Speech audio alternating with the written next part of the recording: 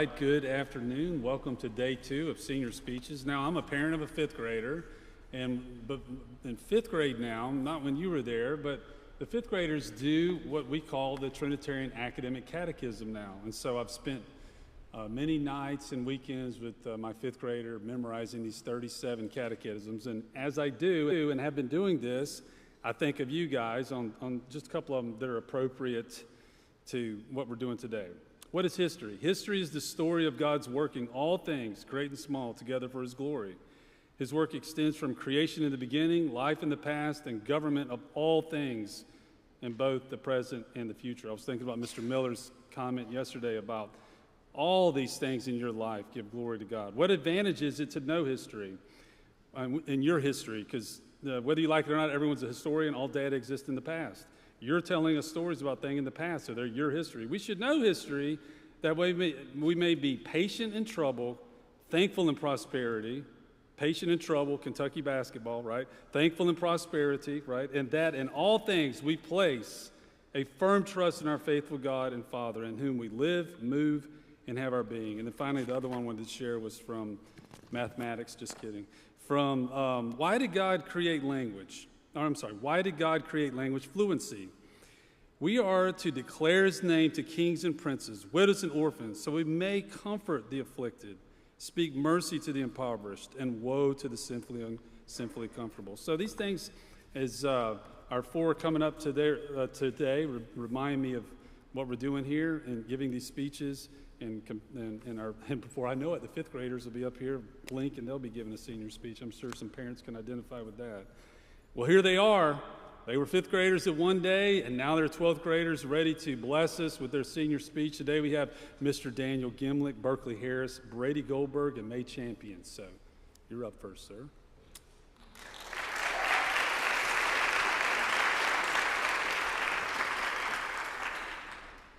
Hello, Eastwood students, faculty, and parents.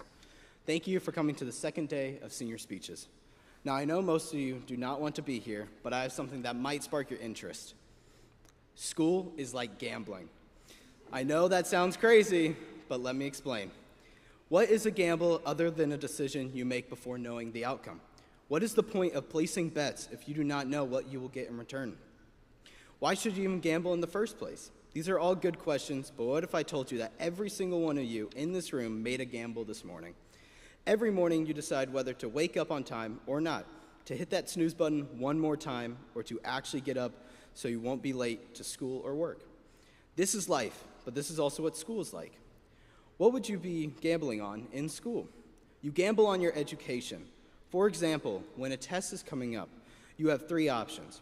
You can 1, study every night and most likely get a good grade, but you miss out on hanging out with your friends. Option 2, you forget about the test until the night before and then cram all the material into your head and pray that you get a good grade. And then option 3, you don't study at all until about 5 minutes before the test and most likely get a bad grade. That is where the most gambling takes place in your schooling, and I took that gamble often, maybe too many times. But choosing whether to study or not is the gamble of school. Sometimes those long amounts of studying do not pay off, and you fail the test no matter what, no matter how much you study for it. It's frustrating because you put in that effort expecting something good, but instead you failed. It's also a gamble deciding on what subject you want to study for the rest of your life. For example, if a student wants to study aerospace engineering, but their school does not offer it, then they have to make a bet. A bet on whether to forget that passion of theirs or to continue learning it. It's a hard decision, and a lot of students choose option B, but the students who don't, they become something special. They become special not because they achieved great things, but because they took a risk and placed that bet, hoping that it would pay off someday. If it does, then that is amazing, and they won. But if it did not, then that is still okay, because there are infinite amounts of subjects to learn and an infinite amount of things to be interested in. So, a bit of a twist here, but this speech is not just a message for the students, but also to the teachers. So students, you can stop listening now. Teachers, your job is also a gamble. I know it's hard to think about, but it's true. I mean, some of you have been teaching for decades now, and you have seen many students in your time who you just couldn't figure out or you just couldn't understand. Sometimes it is not your fault. Sometimes. If a student does not want to listen or does not want to learn the subject, then they won't. At that point, it is fully on the student and not on you teachers. That is why your jobs are a gamble, because the students are a gamble. You get so many different personalities and different interests that it is impossible to teach every kid how you would like them to be taught. You are gambling with the education of the students and in their futures. But if they don't put in that effort or they find a different interest, then that is when you have to accept that you have lost the bet. But there are plenty of students who you have bet on and won big time. Those students found their passion in your class. They saw how you were teaching and thought, I want to be like them. I want to know like them. They are inspired by your job, and that is the beauty of teaching. That is why you teach, to see students become like you and to see your passion and become inspired by it. You are raising the future generation of workers with your teaching. Keep doing what you're doing because your teaching might not be for everyone, but it is for someone, and that someone will be somebody that you are proud to have taught. All right, now back to the students. To those who didn't take that bet for their futures, why didn't you make that bet? Is it because you're scared of the future? Maybe you just can't view yourself being successful in that field. Maybe you wouldn't have been proud of the path that you could have taken. These fears are very common and are often the reason for people not following their dreams and passions. But in the end, will any of those fears matter? We will all return to dust eventually, so why hesitate? Why should you be scared? You should follow your dreams, your passions. Philippians 4:13, I can do all things through Christ who strengthens me. God is telling you to go take that risk and follow your gift because he gave you that gift. How amazing is that? And here you are doubting if you could ever be that person that God made you to be. But you can, and you will. Because if you just make that leap of faith and risk it all, you will come out the other end a better you. Now that you have made that risk, double down on it. Put all of your time, willpower, effort, and money into your God-given talent.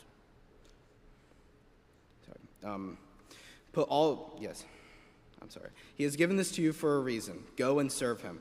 You should have a sanguine mindset when going forward in your passion because he made you for this purpose. And when you put your faith in him, then he will let your gift, your purpose, shine. Trust in God because no matter what circumstances you are in, he will give you a chance to be great.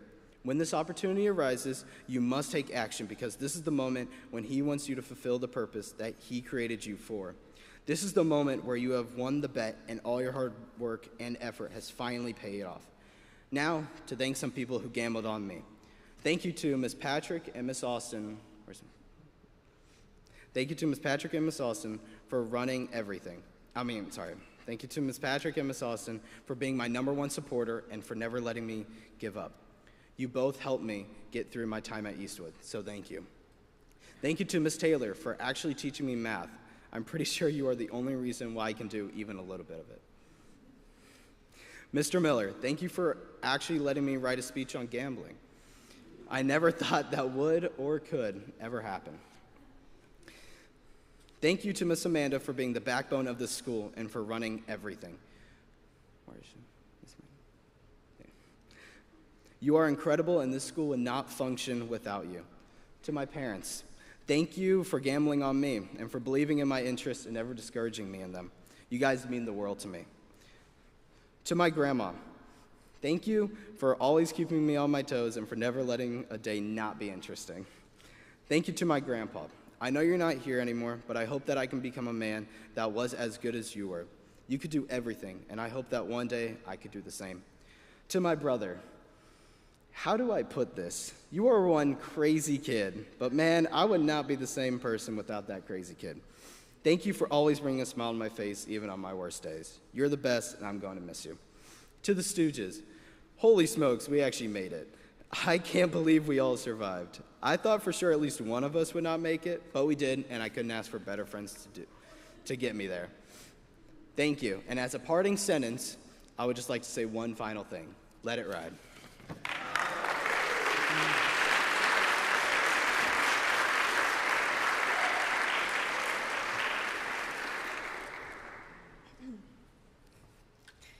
A few weeks ago, I was at a softball game, standing with my mom and a few other people, when the flashlight on my phone turned on.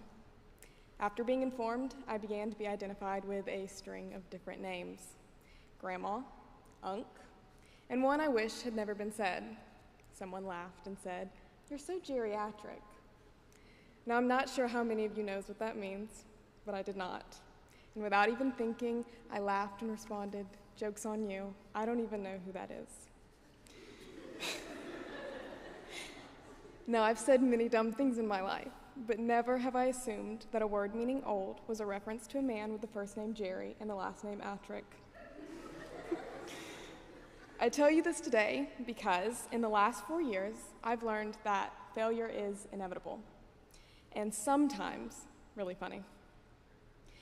And if you know me, then you know I don't normally find moments of failure quite as funny. In fact, they're often devastating. For me, failure has never been just a bad grade or a dumb mistake. Sometimes it looked like other people seeing me struggle. Sometimes it looked like not being able to predict an outcome. And if these last 4 years have taught me anything, it's this: you're gonna fail. A lot. But strangely enough, there was something sweet that came from failure. It exposed what I leaned on. It revealed the things I trusted, and it showed just how deeply I had tied my peace to control. I made control my idol. It was with me through every assignment, game, decision, and late night. We succeeded together, and when things fell apart, boy, did we fail together. My idol never served the purpose I thought it would. I thought it would protect me, but control is deceptive. It asks you to chase outcomes that were never yours to decide, and then, when they inevitably fall apart, it whispers that the failure must be yours too. With this idol and my hubris, I clenched my hands around everything the Lord entrusted to me, and sometimes even the things he didn't. Grades, relationships, plans, people, the future, my family, my image, my worth. I held all of it so tightly that I began to confuse control with faithfulness. I didn't realize how deeply this idol had taken root. It disguises itself as discipline, ambition, responsibility, or just caring a lot. Until one day, you realize your peace depends entirely on whether life is going according to your plan. And every failure determines your worth. But I'm learning that failure isn't the enemy, and that people seeing you struggle isn't a weakness, that things not going according to your plan doesn't always mean you did something wrong. Learning this has been one of the most challenging but kindest gifts. Failure forces dependence, and it was in learning this dependence that the Lord began to give me a new picture of what struggle really is. The Lord will guide you continually and satisfy your desires in a sun-scorched land. He will strengthen your bones. You shall be like a well-watered garden, like a spring whose waters never fail. Isaiah 58:11. In the last 3 years, this became the truth I had to return to constantly. In seasons that didn't end when I'd hoped, in struggles that lingered longer than I was prepared for, in moments of loss that didn't make sense, in waiting for change and fear for what the future might look like, when strength looked less like fixing and more like enduring. And recently, the Lord gave me a picture of this verse I hope to never forget. When I had the chance to travel to Europe with my class, I was so excited. But, if I'm being honest, I was also being challenged. If I left the country, how would I ever be adequately prepared for the trials that may be waiting for me when I get home? The Lord has spent the last couple years stretching me and allowing me to struggle in ways that I couldn't cover up, all while asking me to open my hands and trust Him with whatever I held. And leaving for that trip felt like yet another command to release control, to trust, to step back not with clenched fists but with open hands. And for me, that's what a valley is. A place where what I can't control is placed directly in front of me. After our 10-hour flight and airport security flipping through my Bible to make sure that I didn't stash my illegal substances there, we got on our bus that took us to our hotel. I remember sitting by the window and looking out at the outskirts of Rome. Of course, after we collectively sang Party in the USA, it was breathtaking. The mountains were beautiful. But a specific set of mountains caught my attention. In between two mountains was a river. It was flowing quietly through a valley, and as I stared at it, the Lord was so kind to use that image as comfort, because valleys can feel lonely. I think that's a feeling everyone can relate to. Late night studying, pressures to perform, exhaustion in general.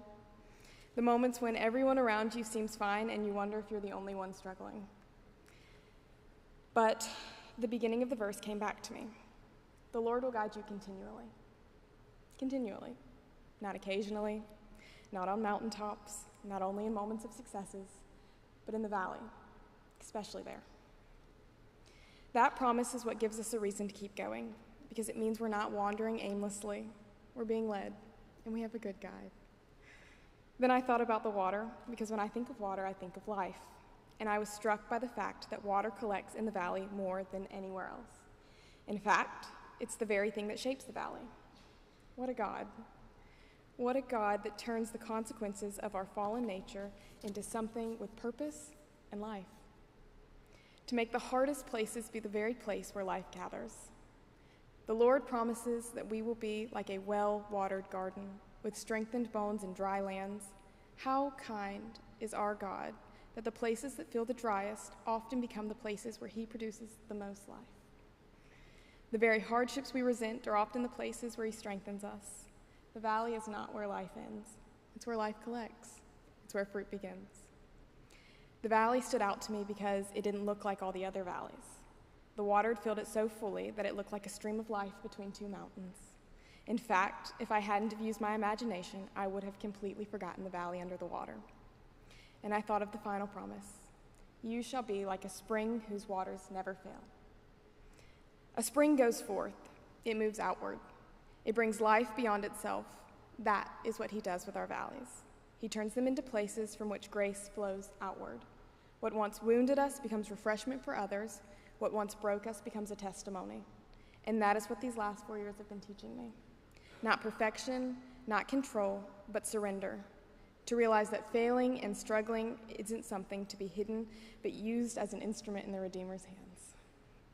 To let what people see not be a false facade of perfection, but the grace of God working through struggle. To live in a manner worthy of the gospel. To walk through valleys in a way that allows the Spirit to pour life into the hurt and let it overflow unto others. Because maybe the greatest testament of faith is not how we stand on the mountaintop, but how we walk through the valley, remembering that joy isn't a personality trait, but a heart posture, and that we have the same calling through life's greatest joys and life's greatest sorrows. In the words of Charles Spurgeon, I've learned to kiss the waves that throw me against the rock of ages. He so often reminds me of his faithfulness through his people, the ones who chose to walk beside me. So before I finish, I want to take a moment to thank those people. Mr. Wales, you've taught me to love math despite my frequent failures. And to start with what I know. I know the character of God, and that's where I'll always start. Thank you for your hard-fought investment in me, and for letting me blow bubbles in your class. Mr. Gibbons, once you thanked God for the opportunity to struggle in a prayer. This completely shifted the way that I view affliction. Thank you for teaching truth and giving me the opportunity to see the good and the beautiful. Ms. Minshew, I strive to match your compassion and gentleness. I've enjoyed every opportunity to be around you, whether that be a beach trip or being in your 9th grade class as a junior. Thank you for being such a wonderful homeroom teacher. At least, I assume you were. We both know I was only there like 3 times. I love you so much. Thank you. Mr. Schmidt, thank you for challenging me in my pursuit of the Lord, whether in class, life, or as my thesis mentor. I'll miss your wisdom, humility, and alter ego white chocolate, but being honest, I'll miss your wife more. Love you, Ms. Schmidt. My class, thank you for being the most welcoming class I've ever had the joy of being in. There have been many mountains and many valleys. Y'all handled it with grace and endurance. Thank y'all. To my grandparents, thank you for coming to every game and every event. Thank you for loving us and making that clear. You've been there since day one. Thank you. Livy and Lorelei, thank you for walking alongside me in every season and for learning with me how to struggle gracefully. Mr. Danny, thank you for being the most encouraging person in my life and for challenging me to question everything, not being complacent with normalized ideals. I hope to make half the impact on someone else as you have me. Dad, thank you for entertaining any idea I've come up with and for being the person who taught me the best time to plant a tree. My ambition stems from you, and for that I say thank you and thanks a lot. Miss Ashley, thank you for walking alongside me in every valley, for challenging my fears by reminding me what a gift it is to have open hands. Thank you for teaching me to live moment by moment, day by day. Thank you for allowing me to join your family occasionally and live at your house often. I love you. Miss Brooke, thank you for using your perspectives to widen my views. You're so wise, and I've loved every endeavor to seek the Lord with you. No one will ever know how much of my people skills came from watching you love people well. Mom, thank you for being not only my mother, but also my friend. I'll miss giving each other advice and telling each other the exciting things the Lord is teaching us about his character. You've shown me what it means to suffer well. I love you. My siblings, I have loved almost every second of being your older sister. Shepherd, you never fail to make me laugh. Never stop being you, but maybe chill out a little bit. Chandler, you are so kind and have such a servant's heart. I hope that I have demonstrated well how to serve with love, but in my shortcomings, I hope you've seen the Lord refine me. I love you a lot, and I'm cheering you on. Harper, you are incredibly strong-willed, and unfortunately, I am too. I'm not sure anyone else has seen more of my sinful nature than you, and there's no one I would rather see me wrestle with my pride in order to ask for forgiveness. You've seen me cry over my failures and watch me learn the lesson I spoke about today. If I've shown you nothing else, let it be that you can't earn grace, you accept it. You're going to do such great things, and I can't wait to watch. I'll miss traveling to softball games with you and doing karaoke, choosing the songs that I know you don't know and watching you make up the words. That will always be my favorite pastime. I'll be back all the time, and regardless of where I am or what's happening, I'm always on your team, and I'm always here for you. So, as I leave these last 4 years behind, and as I walk into the valleys still to come, I pray I do so with open hands, because the Lord is still guiding me, the water is still collecting, and his promises still do not fail. So as the great philosopher Reba McEntire once said, consider me gone.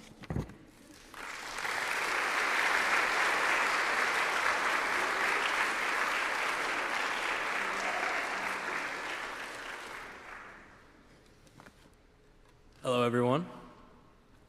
If I had to describe high school in one way, I'd describe it as a place that we all know, and hopefully that we all love, the Chick-fil-A drive-thru line. I know it sounds silly, but just bear with me. I remember being in 8th grade, getting ready for high school, and honestly, just being excited for everything. I was thinking about all the fun I was going to have, all the people I was going to meet, and everything I was going to do. Back then, graduation felt so far away, like it wasn't even real. Very similar to seeing that bright fluorescent lights on the Chick-fil-A sign from the interstate. It looks a little blurry from how far away you are, but anyone can recognize it. I knew that at Chick-fil-A, the options were endless. It was shiny and new, with tons of new people in it. This is what high school seemed like. As I started to get older and more mature, or so I thought, I would think about what it would be like to be grown up. Though I didn't really understand what that meant, and I still kind of don't, I just knew I was ready. I was excited. So if it's anything like seeing that Chick-fil-A sign while I'm driving, I was hungry, and I was excited to get in line. Though I was fooled by those bright lights, my mom said I still had to go. Then high school actually started. That's when it felt like circling the restaurant, not even at the menu yet, just driving around and around again.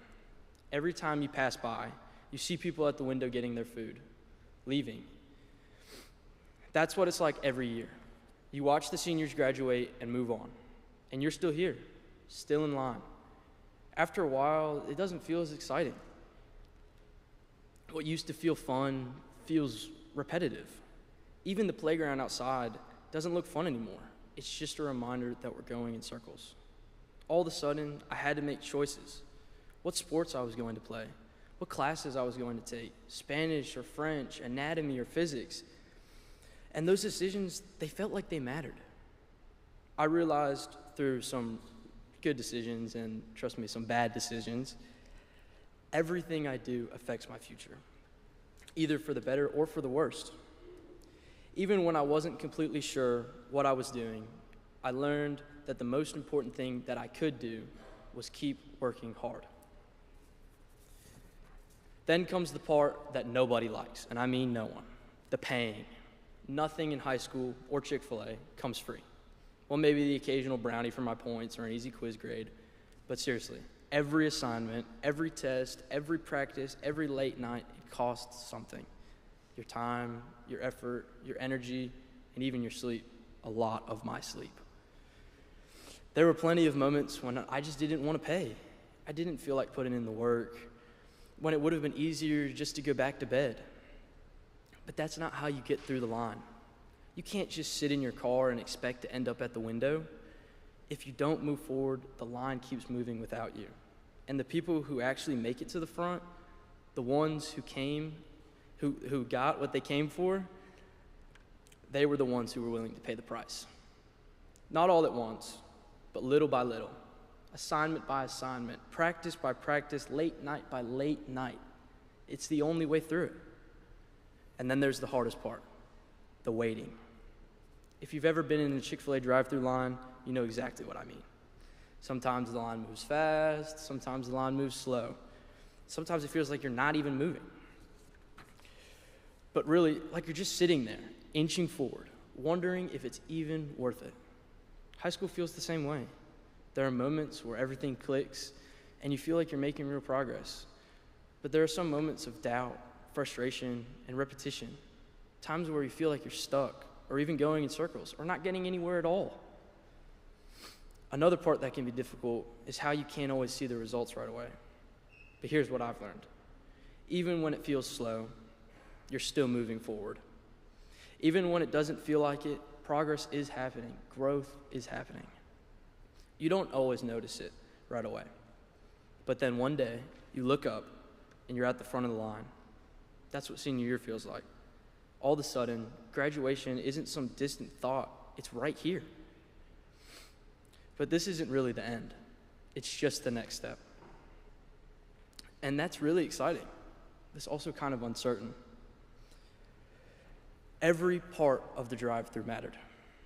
The excitement at the beginning, the decisions you made, the effort you put in, even the moments that felt slow or frustrating, all of it shaped who I was and who I've become today.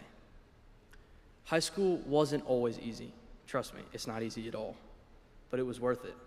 Because now we've reached the end of the line, we've put in the time, we've done the work, and now it's time to move forward and enjoy what we've ordered, by eating it, of course. As I move into a different era in my life, I want to pass on a few tips to the younger generation. The biggest thing I wish I could have done better was learn how to take really good notes. Now that may seem silly, but trust me, when you have classes like Mr. Miller's chemistry and Dr. Taylor's history, notes are very important. Another thing is using all of your resources. If your teacher gives you a book to read, just read it. Trying to find ways to cheat and get around things only makes life harder. Also, staying awake in class, I think Mr. Miller must have added that. But now I want to mention a few people who actually make my life easier. Miss Amanda, thank you for everything that you do. Nothing goes unnoticed. Miss Taylor, thank you for all of our talks we've had and all the lessons you've taught me, and all the mints. Blake Harrison and Coach Moore, thank you for being strong Christian men.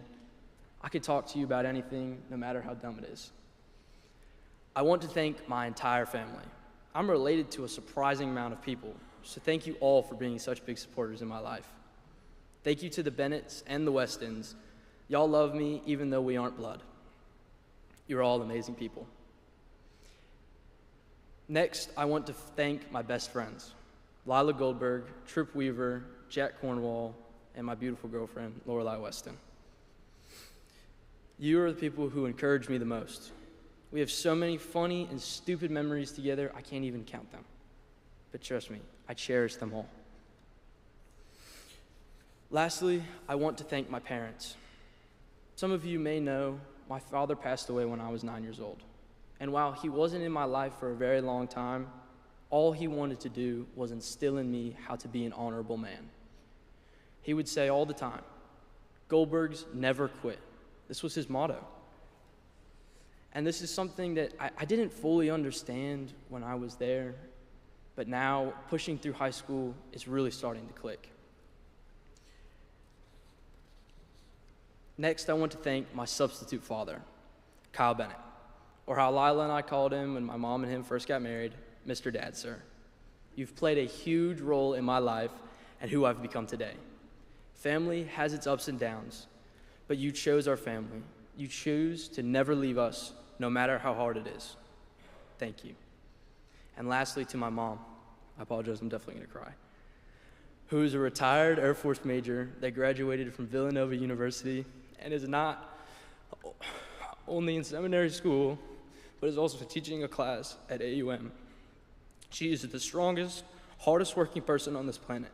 She has dumped everything she has into her children, and I am so grateful to you and everything you have done for me and my family. Thank you. Thank everyone who has helped me in this stage of my life. And to anyone who is still circling that drive-thru, your food will be here soon. And trust me, it's worth it. Roll Tide.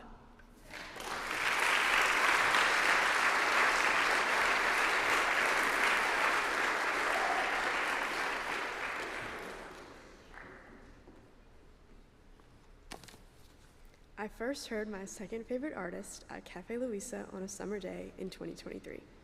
I was eating gelato with my mom, Yates, and Miss Molly when I heard Stick Season. My music taste was changed forever. Noah Kahan has been one of my top artists on Spotify ever since. If you aren't familiar, Noah Kahan writes about feelings of growing up, chasing dreams, and leaving your reality in a way no other artist previously has. My car songs consist of almost entirely Noah Kahan, which, whether appreciated or not, must be listened to by the people that I drive. To be specific, You're Gonna Go Far is my favorite. He takes this idea of going far and transforms how scary the original calling seems to be into a feeling everyone can recognize. Everyone has a calling, whether it's to stay in their hometown, continue to grow there, or pick up, move countries, and start a new journey. Romans 10:15 says, "And how are they to preach unless they are sent? As it is written, how beautiful are the feet of those who preach the good news." These truths are told to us by God, but are not only revealed in the Bible, but in everyday life. Like looking outside or talking to your best friend, you can see the image of God. By seeing his image more, you become a better listener for what he has in store for you. If God calls you to go far, then you gotta go far. In songs like New Perspective, Call Your Mom, and You're Gonna Go Far, Kahan contrasts his hometown's expectations with his desire to leave. In the end, he knows leaving his town to begin his next journey will be supported and ultimately work out for the good. In the song New Perspective, Kahan expresses the feelings that come along with growing up. Ideas change as you learn, people come and go, and life seems different, even if you wish they stayed the same. Every step you take or every grade you complete adds to your experiences and can change your outlook. 12 years at one school really makes you consider if the future will be as certain as the past. Each summer, I knew when fun events would be, where my classes would be, and the backpack I would have. Now, I can't even figure out what bedding I need to buy. The high school to college shift will be very different, but totally worth it. You and all your new perspectives now, wish I could shut it in a closet and drag you back down, are critical lyrics to New Perspective, introducing the idea that old ways, although familiar, could keep you from growing. Through challenges in high school, you learn new things and have new ideas. All that shapes you to become a better student, friend, sibling, and person. If we look back too often, we become too obsessed with what once was. But if we look too far into the future, we forget that we can't get there without listening, learning, and being appreciative of all the people pouring into our lives now. Change is essential to growth, which, in turn, deepens our understanding of the world around us. Call Your Mom is another famous Kahan song. In this song, a friend of Kahan is ready to leave their town, but is scared to leave their family behind. This song is a promise to support them and their family. The mom knows that by her kid staying in town, they could not truly begin their life. Mom is always supportive. Talking to my mom at the end of the day is definitely my favorite part of my routine. She listens to my good days with a smile and comforts me on my hard days with a hug. Whether it is good or bad, she's there supporting me. Far too often, I needed my mom to sit in my room with me while I did my homework because the amount was too stressful to face alone. I would get my homework done in silence, yet it always comforted me that she was there, just in case. In fact, After the phone box rule was implemented, I often find myself emailing her just to talk. College is going to be a big change, but I know I will always be able to call my mom. Growing up might mean you leave home, but it doesn't mean you lose home. You're Gonna Go Far is Khan's graduation anthem. Here he explains that sometimes to find the answer, you have to leave what you know. It's a scary feeling to move on from what you know, but your community cheers you on. The dreams you have to chase are more important than the security you have now. Without change and listening to this Go Far call, you stay stagnant and limit yourself. This Go Far call differs from person to person, of course. Maybe for some, it's going far during the summer for camp. For others, this call is going somewhere out of state for college. Without fully understanding where the root of this Go Far call is coming from, you can't understand why it's telling you to leave and what you're supposed to do with it. Through answering the call, you follow a greater purpose. In 2022, I had the opportunity to take a mission trip to Stavanger, Norway, with my family and another family from my church. We are not doing what you typically think of when you hear about a mission trip. No houses were built and no VBS was held. Instead, we were able to just visit with the missionary family and continue to show our support through community, arguably one of the most important aspects of the church. My 2022 visit definitely took my plans and scrambled them around. I went from wanting to be a history teacher to wanting to study history better to get a different understanding of God's hand through the ages. These nations that I have now learned about did not have letters sent by Paul or hear Jesus' direct teaching, but God is always present. Also, while in Norway, I learned about the vitality of Christian community. God calls us to join together to praise him. So, even if you're far, the birds still sing the praises of God. You may be thinking, what does missionary work have to do with Noah Kahan's songs? To that I say, transcendent truths. These truths are objective truths that exist throughout the physical world. They represent ultimate reality tied to divine, spiritual truths that remain unchanged by human experience. These truths are part of the common grace that God extends to all his creation and can be seen throughout all time and in every medium. Through reading the Bible and the deepening of our faith, we can see truth throughout the world, even in Noah Kahan's songs. Lyrics in You're Gonna Go Far state, pack up your car, put a hand on your heart. We can reason that this call, as Christians, is the calling God has for us. Whether it's to go far to spread his word or become the best student you can be, it is all for his glory. In New Perspective, growing up means learning more. This learning more is learning more about God's goodness and what following him means. We can learn through others how to follow Christ better, like in Call Your Mom. Through our parents in particular, we learn more about him and what it means to show others to him. In You're Gonna Go Far, we hear how exciting the challenges of tomorrow are. These challenges can be faced with a smile as God walks through them with us. Each step of the way, we grow more obedient. Through our obedience, God's call for us becomes more evident. After coming back from Norway, I found so much joy from people asking me how my trip was or what we did. I could talk about my time there for hours. Being the most talkative in the room or the best at explaining things is not what I'm known for. Yet, I could hear God telling me through these conversations, go and share my good news. This experience made me a better listener to the call God has for me. I'm now able to hear what God has for me through the most important means, scripture, but also through neo-modern emo folk songs. God speaks to us in mysterious ways, so listen. Often it's hard because our sinful selves want what we think is best, but far greater are the plans Christ has for us. Through full obedience, the weariness of not knowing what is to come is not so scary. From sitting under the porch light with your friends, drinking orange juice in the kitchen, or studying Paul Revere, we can see God and his goodness. If you're called to go far, then you gotta go far. It's not just lyrics, but a call from our Creator. So, thank you to all the people that have helped me listen to this call and to prepare me for what's to come. And of course, Noah Kahan, for being way better at explaining things than me.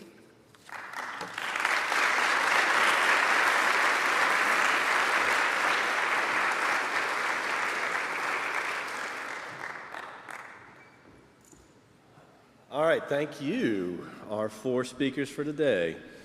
Students, as you were listening to that, whether you knew it or not, you were learning. There's one thing that people can't not do, and that's learn. Now, where the conflict you have with me in class comes from is what you're actually learning. You believe you should be learning better Minecraft strategies. I prefer you to learn something else. But here's the thing. In all that we do, everywhere we are, all the time, we are learning. It's what we've been made to do. We can't avoid it. During these speeches, some of you learned what it's like to listen to a complex speech. Others of you learned what the back of your hand looks like a little bit better. But regardless of what you spent this time doing, you were learning. And what we heard in these speeches today was that what really decides what you learn is your attention. Whatever you focus your attention on is what you will learn. And you can learn from everything. You can learn from anything. You can learn from gambling. Before we laugh at that, Blaise Pascal, in his examinations of chance and odds, was driven to faith by the actual measurements of probability. When we have the beauty of nature, the psalmist, James the Just, brother of Christ, saw truth, spiritual truth, as they looked at nature, the beauty and magic of nature. Jonathan Edwards, that great preacher, looked to music to see the complex interrelations of harmony as the perfect metaphor for the love of God. And no one other than Brady has ever learned something from the line in Chick-fil-A, but it doesn't mean it's not of value. Years from now, we may be saying 2050 poet laureate Brady Goldberg explains the beauty of even waiting in line. And the reason is that others, great thinkers, the only reason Blaise Pascal did not write about Chick-fil-A is because it hadn't been invented yet, and peanut oil was illegal in France at the time. But everything that happens to us is an opportunity for learning. It's attention that matters. Wherever your attention is, that's what you'll learn. If you cast your attention on things of little value, you'll learn things of little value. If you cast your attention, and if you see through your attention the greater truths, the things that lie behind the very things we look at, well, then that learning will be of greater value. So again, I'm going to close this in prayer. Once I've done that, come congratulate these people who've shared with us what they've learned. And I'm sure several of their parents weren't sure they've learned anything, but now you've heard it. They have learned. Come congratulate them. They've done an excellent job. And then students, you are dismissed to swim back to the upper school over there and to be picked up. But if you would, please first bow your heads. Gracious Heavenly Father, you are the God of communication. You are incarnate as the Word itself. Through your Word you create, through your Word you speak to us. As you speak to us, Lord, let us give it our full attention. May we learn from your creation, from your Word, from the experiences of our fellow Christians, from your fellow image on this earth, Lord. Let us pay attention and learn. Let us grow. And bless us all here this day, that our minds may be more open to learning, more open to your creation, more open, Lord, to your holy gospel. We pray all these things in your most holy name. Amen. One more hand for our graduates. Oh, my God.